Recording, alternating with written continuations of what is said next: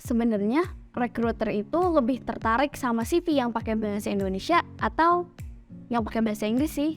So, kita bahas dalam video ini is about CV. Well, hello Tiners, welcome back with me Miss Ara on Titik Nol English Course YouTube channel.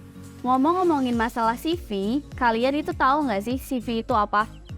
Buat para job seeker itu pasti tahu, pasti udah nggak asing lagi sama yang namanya istilah CV. Well, CV atau kurikulum vitae itu adalah gambaran mengenai diri sendiri, riwayat hidup yang biasanya digunakan untuk melamar sebuah pekerjaan. Oke? CV merupakan hal yang paling esensial guys di tahap awal, karena itu adalah tahap awal saat sebuah company mau merekrut anggotanya gitu. Jadi biasanya melalui satu atau dua halaman yang bertuliskan tentang deskripsi diri tersebutlah yang mencoba membuat para rekruter itu tertarik dengan CV yang kita buat gitu kan. Umumnya sebenarnya orang-orang akan membuat CV semenarik mungkin, entah dalam bahasa Indonesia ataupun dalam bahasa Inggris. Cuman untuk beberapa orang lebih prefer ke bahasa Inggris karena mereka merasa bahwa akan terlihat lebih keren aja. Kalian setuju nggak sih kalau CV dalam bahasa Inggris itu akan terlihat lebih keren gitu kan? Well, ngomongin masalah CV dalam bahasa Inggris, ya tentunya mau nggak mau kalian harus mempunyai kemampuan bahasa Inggris yang baik untuk menulis CV tersebut gitu kan. Tapi jangan khawatir, meskipun kalian nggak terlalu bagus bahasa Inggrisnya, sekarang udah ada banyak tools, baik itu Grammarly atau enggak sesimpel Google Translate yang bisa membantu kalian untuk membuat CV dalam bahasa Inggris kayak gitu. Nah, sebenarnya apa aja sih yang perlu diperhatiin dalam membuat CV dalam bahasa Inggris? Yang pertama, periksa setiap ejaan dan tanda baca gitu. Gunain tanda baca yang tepat, kayak misalkan ini harusnya koma, ini harusnya titik gitu. I think dalam bahasa Indonesia maupun dalam bahasa Inggris itu dua-duanya sama. Kita tetap harus memperhatikan ejaan sama tanda bacanya. Mungkin struggle-nya di bahasa Inggris kita harus lebih sering cek-cek ini typo atau enggak tulisannya gitu. Kalau typo langsung cek lagi dan benerin kayak gitu.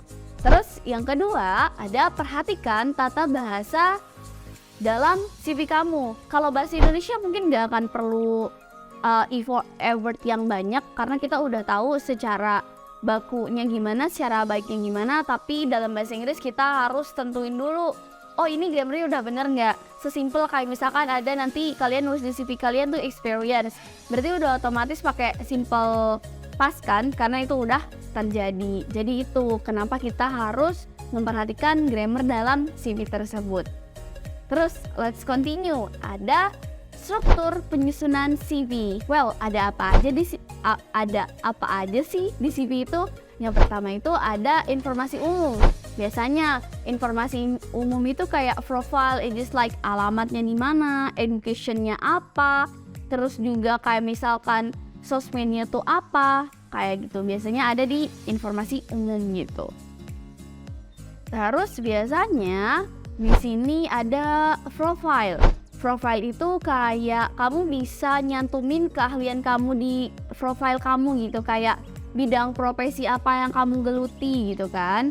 Selain itu kamu juga bisa nyantumin pengalaman kerja kamu gitu. Contohnya nih kalau dalam bahasa Inggris kayak gini.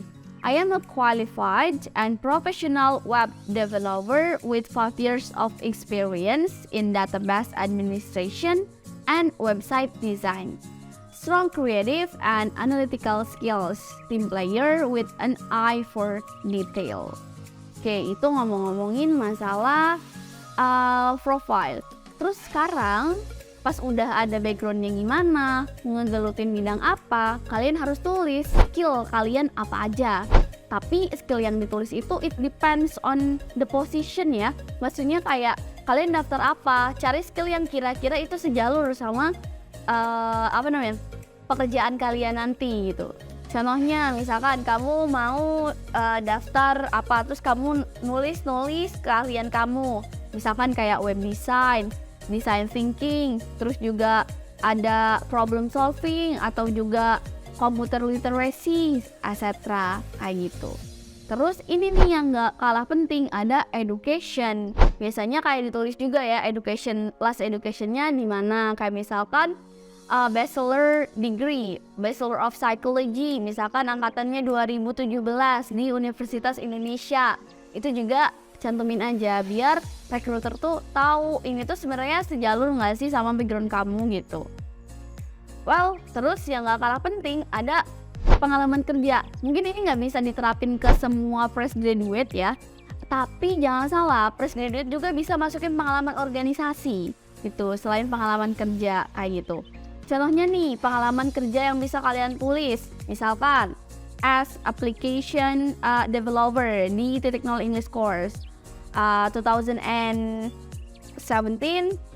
to 2020, misalkan kayak gitu.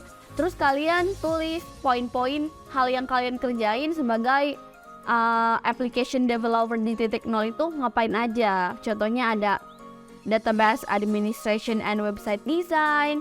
Terus juga bisa tulis lagi di bawahnya build the logic for a streamlined and serving platform that scaled. Terus juga misalkan yang terakhir educational institution and online classroom management, etc.